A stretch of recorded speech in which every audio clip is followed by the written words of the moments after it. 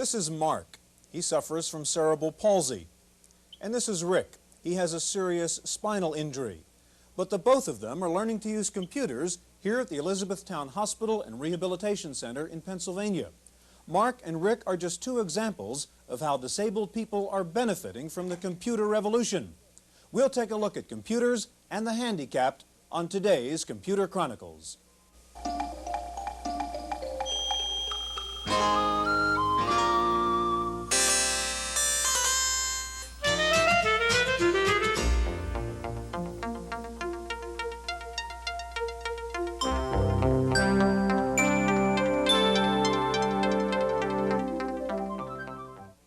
The Computer Chronicles is brought to you in part by McGraw-Hill, publishers of Popular Computing, the magazine that gives readers an understanding of the technology and applications of microcomputers and software in office, home, and classroom.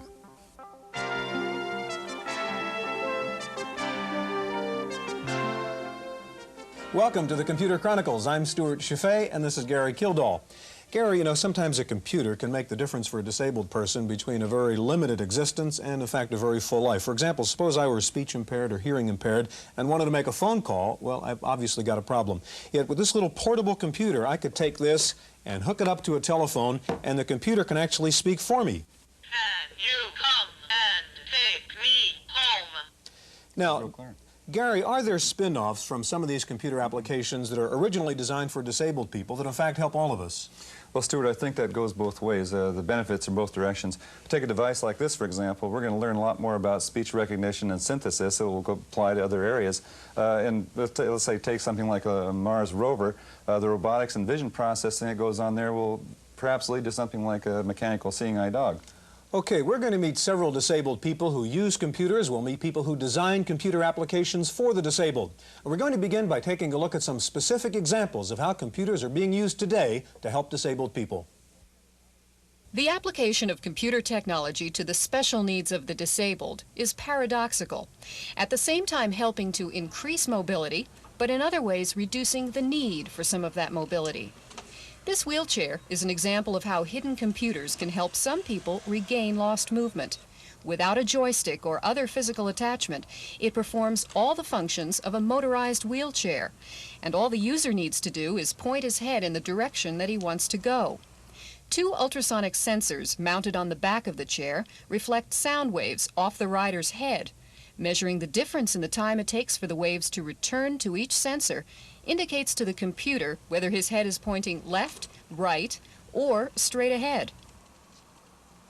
Offering a different kind of assistance to mobility-impaired individuals is the standard desktop microcomputer. Neither hidden nor specialized in purpose, the micro's innate characteristics make it an extraordinary tool for the disabled. The problem of interface is solved with a simple aluminum key stick. With it, the user has total control of the keyboard. This PC owner has a degree in computers and education and uses his machine mainly for programming. But it is the computer's more routine talents, word processing, communications, online databases, that play a pivotal role in expanding and simplifying his daily life. A modem allows him to send and receive messages through a network of bulletin boards and to access an educational library through a specialized database called Plato. The user can run a search through Plato for articles on a variety of topics, obtain free software, and even contribute his own comments. The microcomputer has often been dubbed a tool that can increase our access and control over information. But to some users, an ordinary micro can mean the difference between reliance and self-reliance, between losing control and taking control.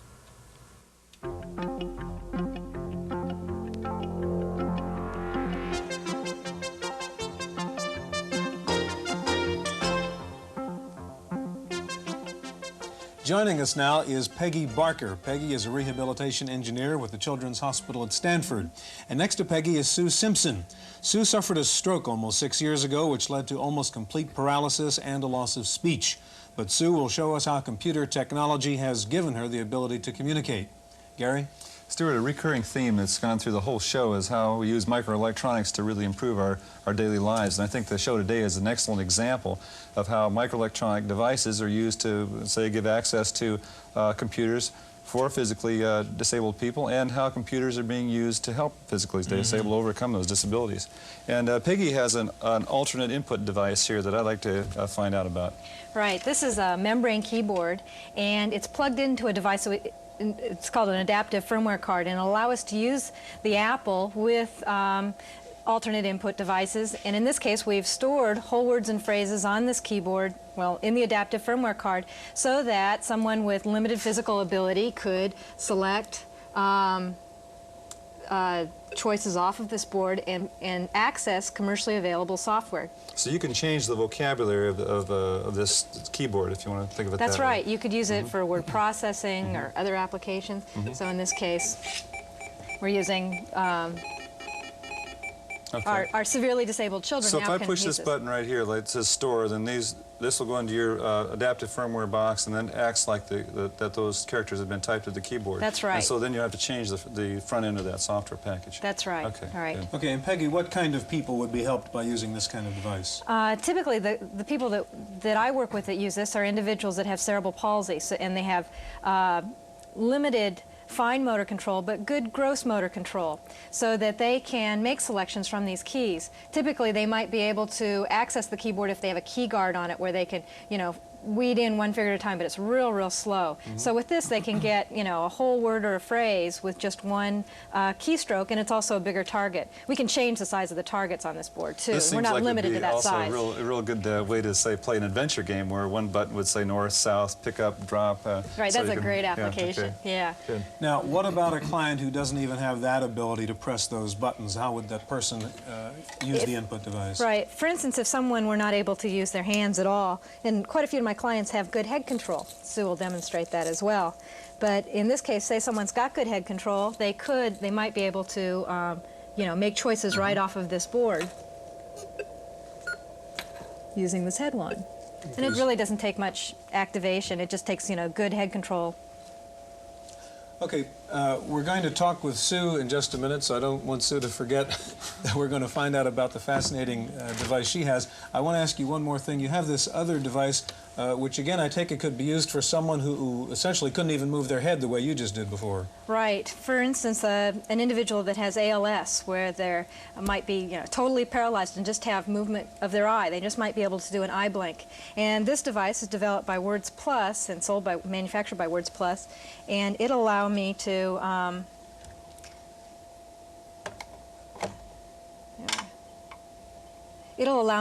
with a blink of my eye, typically this would be sitting on a frame of glasses, you wouldn't be holding it in your hand, but with the blink of your eye you could make a switch closure, which would be the same as making a switch closure on a tread switch. In this case I'm using the control evaluator and training kit that we developed at Children's Hospital, and this device is used to make quantitative measurements of how someone uses a switch. So if I were considering using this eye blink switch with someone, I would evaluate them using this device. And a test that I can do would be a reaction time test, where coming onto this display will be a light, and I'll also get auditory feedback, and then by closing my eyes I turned it off. So this lets you discover what kind of device is the best kind of input for a particular individual then. That's right. Okay. Okay, Sue, now I want to turn to you. And Sue, before I ask you some questions, I wonder if, Peggy, if you could explain the communications device that Sue's about to use. Right. Sue is using an Express 3 from Prenke Romick, and with the Express 3 she will communicate with you either using a display, or she can type out a message on a printer, or she has speech output as well. And she can select her messages with her long-range light pen and make selections on this LED display. Okay, Sue, now, first of all, I want to ask you to describe the machine to me in your words, and I think you've pre-stored that message, and describe it.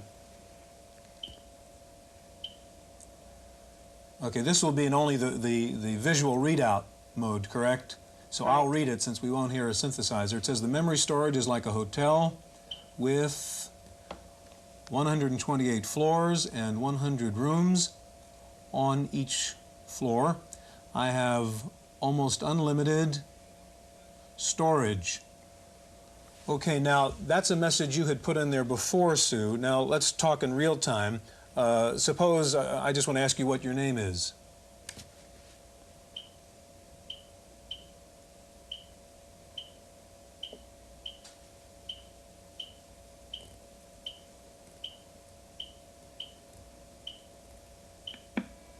My name is Sue.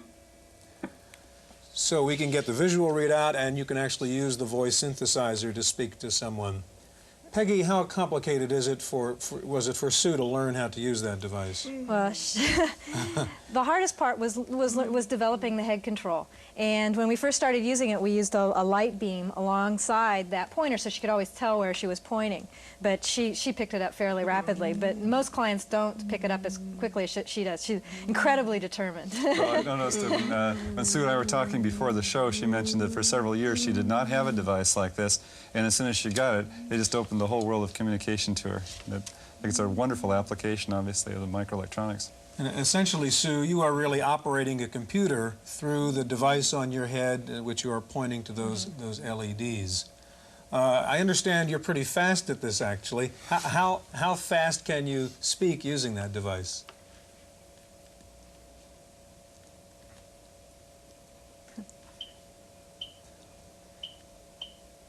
Also, Peggy, while we're reading it, Sue simply has to point in the right direction, Right. and there's no enter key or anything. No, it's just a matter of holding that position for a certain amount of time. So it's a little bit like learning to type on a typewriter, I guess, just a different mode of operation. Mm-hmm. Okay, so Sue is saying I can't adjust the speech speed, but of course you can speak pretty quickly by your ability to move the pointer around. I noticed, Sue, also that you have certain words that seem to come out very quickly, so you're storing those also, like computer. Just happens to be one that just came out immediately. Right. So It's you have kind a of like the word vocabulary. we just saw. So you have a little vocabulary of words that are built up as you move along.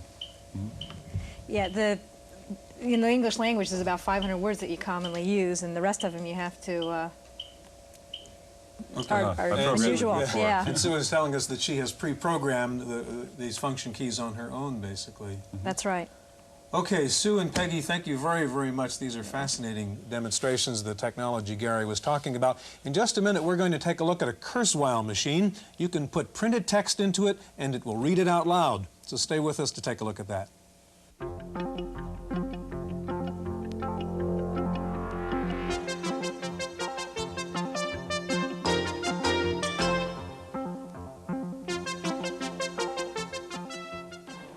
With me now is Sue Melrose. Sue is an evaluator of computer devices for a blind rehabilitation center at a VA in Palo Alto.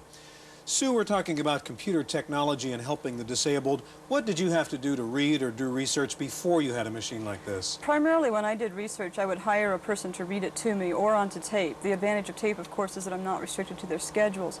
But that's slow, and of course even listening to a tape, it takes almost as much time as reading because compressed speech is new. Now, before we actually demonstrate the Kurzweil, tell me how this works. This is primarily a reading machine, and that is, it looks very much like a copy machine. You lay the printed page down on top of it, the camera underneath the printed page then looks at it, scans it line by line, and after it's seen, each line will then output it in voice. Okay, here's a sample page from a book that I'll put in the Kurzweil machine, and we'll see how it reads that page. And in just a second, Sue, you can go. Okay, I'm going to use the control panel here. These controls allow me to move the camera around, have it reread something in its memory. If I didn't understand it the first time, it'll spell the word, read punctuation. I have a lot of different controls I can ask of it. Now, this has a little bit of artificial intelligence built into it. Practice sheet 5. Yes. Selections from Fabulous Tales and Mythical Beasts by Woody Allen. Yes, in fact, I can. It will actually start reading the first few lines, not always correctly. And part of the reason for that is the first few lines it's taking to actually analyze the data. So that, for example, if it sees a letter it thinks is an A, it will start calling it an A, but if it isn't following the rules that an A follows, then it has to reanalyze it, maybe say that it's a G with the tail missing or something. So basically, if it makes a wrong decision, I can hit the Learning Forgotten button, and I can actually have it start reanalyzing again. Okay, so now in addition to having just sent the output to the speaker, you've also loaded that file onto the computer. Right. A very common use of this device now, but by blind people, is to get materials into Braille, for example. So they dump it into a computer and use a word processor such as I'm using now. I'm using Braille Edit, which is a standard word processor, but it has voice output and Braille output and input so that the blind can have access to it. I would then just simply read through this material and edit it for any errors that the computer or the Kurzweil might have made when reading it into the computer.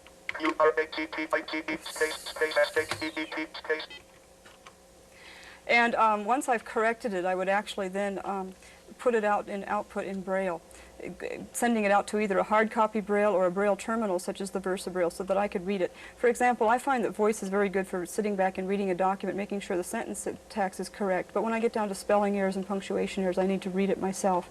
I also use it for outputting computer manuals so that I have the documentation I need to do the evaluations. Okay, thank you very much, Sue. That's very impressive. We'll be talking some more in just a moment. The Kurzweil machine is just one example of a computer device that assists the disabled. Now we're going to take a look at a new device that is right out there on the cutting edge. Wendy Woods has a report. Shoulder.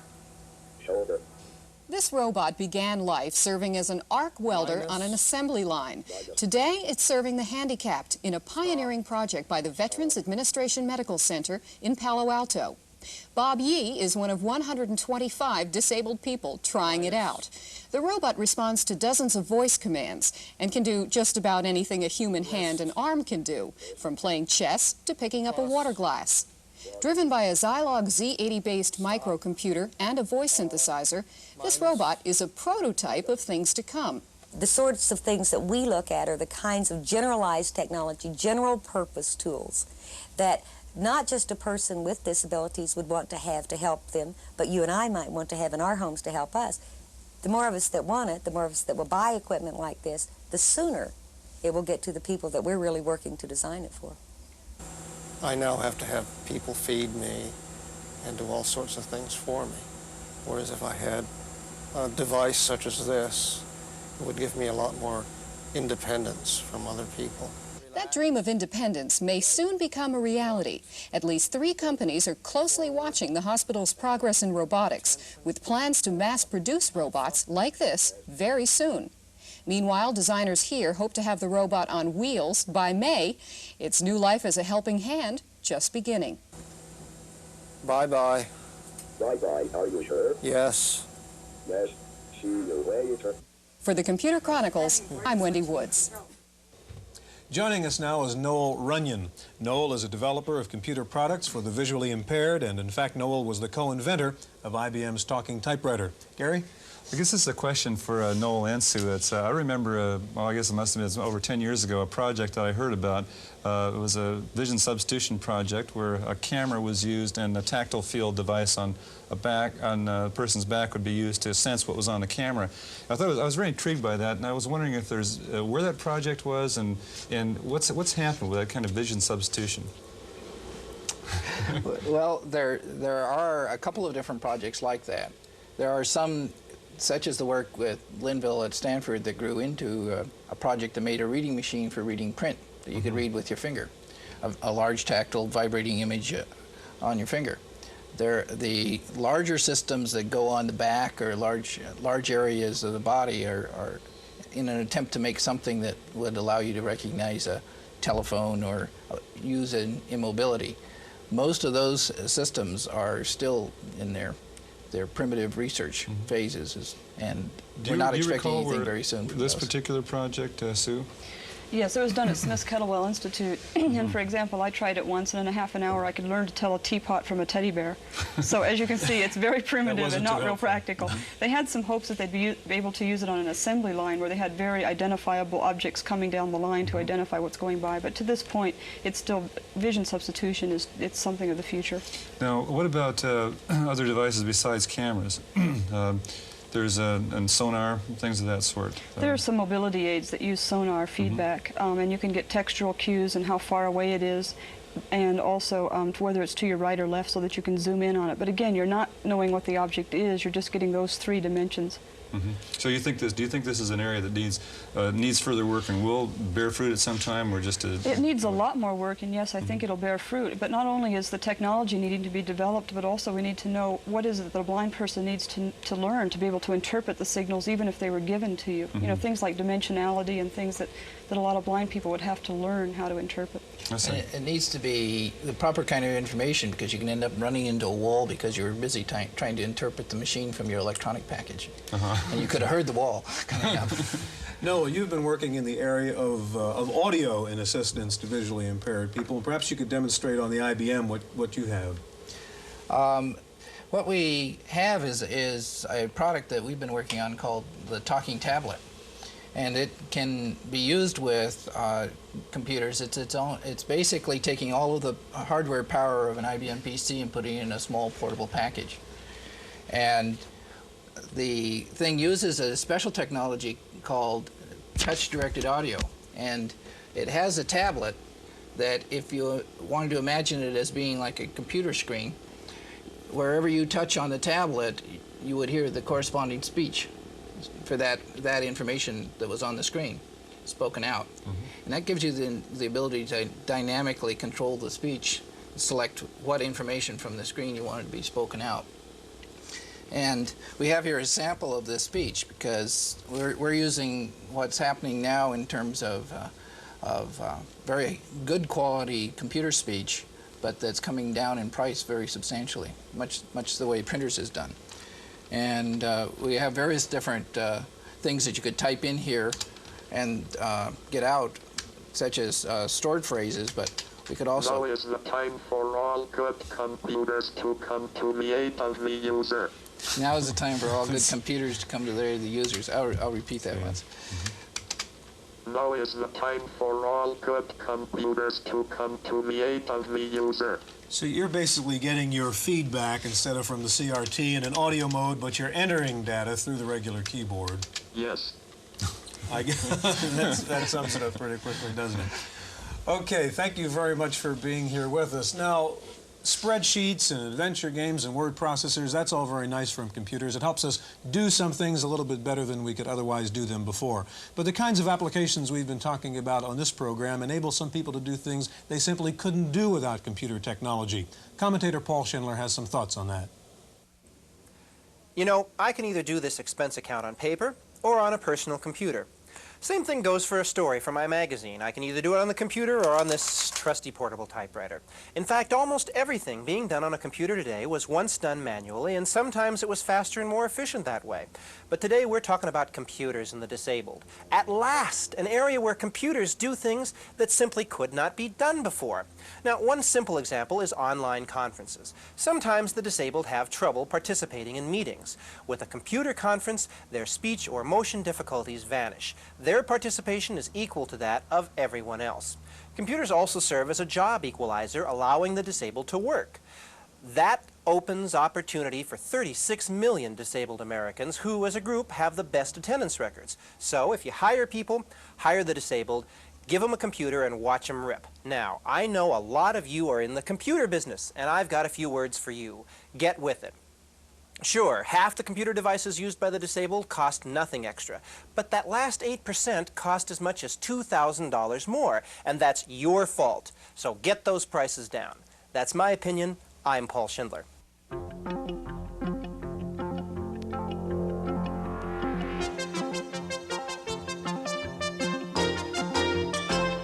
In the random access file, this was not a good week for computers. First of all, a big Internal Revenue Service computer fouled up and failed to process tax withholding payments from about 10,000 employers. Then another IRS computer automatically started sending out final notices to the employers, threatening to seize their assets. The error was eventually discovered after IRS clerks reconciled the thousands of records manually. The IRS says no assets were in fact seized. Then some hackers last week managed to get into a Sprint access code, giving them use of the Sprint long-distance lines. The hackers had used up about $5,000 worth of phone calls when Sprint caught on. But it then took 10 days to change the code. Meanwhile, the hackers were having a great time making 17,000 calls in the 10-day period. And the poor guy whose code they stole received a 722-page bill for $60,000. The good news was that Sprint gave him an $8,000 volume discount. And at the University of Southern California, some computer hackers got into USC's transcript computer, putting phony names on legitimate transcripts and instructing the computer to issue fake diplomas. A phony PhD was apparently going for about $25,000. But it wasn't all bad this week. The National Cancer Institute announced the country's first cancer treatment database. It will contain up-to-the-minute information on current clinical studies, treatments, and facilities with special cancer programs. Any doctor can access the cancer database from a personal computer. The National Cancer Institute says the new database will save precious days or weeks in developing the right treatment for a particular patient. Scientists at Stanford Center for Computer Research and Music have come up with a new computer that can listen to music and turn it into a written musical score. It takes about 5 minutes to score 1 minute's worth of music. Right now the system works best on Mozart. It's having a little trouble with Scott Joplin. Paul Schindler's up next with this week's software review. What a spreadsheet! Maybe you don't need one that big. Maybe you think Lotus 123 Framework and Symphony are overkill. Maybe PFS Plan is the spreadsheet for you. Now, we're not talking giant spreadsheets here. In most PCs, PFS Plan could only do 64 columns by 176 rows, but think of what that means. 64 columns is 5 years worth of monthly data. 176 rows is 176 items per month. PFS Plan is the spreadsheet for the rest of us, not for the power users. It isn't big or sophisticated, it's just easy. Have a look at row identification. If you enter a name that's too long, the program adjusts. It allows you to duplicate figures quickly. If you start naming columns by month, it fills in the other months. Enter a quarter, it assumes you want quarters. Formulas in PFS Plan aren't as sophisticated as in the other spreadsheets, but they're a lot easier to enter. None of this add cell A3 to cell B2. In PFS Plan, profits equal revenue minus expenses in just those words. PFS Plan is the $140 easy spreadsheet from Personal Software in Mountain View, California. For Random Access, I'm Paul Schindler. Engineers at the Campbell Soup Company in New Jersey have designed a robot to work in their food processing plant. But they forgot that everything in the food processing section has to be washed down every night for cleanliness. Well, robots don't take much to showers, so engineers are now designing raincoats for the robots to protect them from the daily dousings. Steve Wozniak, the co-founder of Apple Computers, reportedly is taking another step back from Apple to start his own company called My Best Friend. The Woz's new company is described as being in-home entertainment products, and with that name, you have to guess Woz will soon be selling personal robots. Finally, Apple has gone to great pains and expense to portray IBM users as conformist nerds. Yet last week, while Apple was showing off its Macintosh manufacturing plant, what should one journalist notice inside the Mac plant but an IBM robotic system putting together the Macs? Could there be lemmings in the orchard? That's it for this week's Computer Chronicles. We'll see you next time. The Computer Chronicles was brought to you in part by McGraw-Hill, publishers of Popular Computing, the magazine that gives readers an understanding of the technology and applications of microcomputers and software in office, home, and classroom.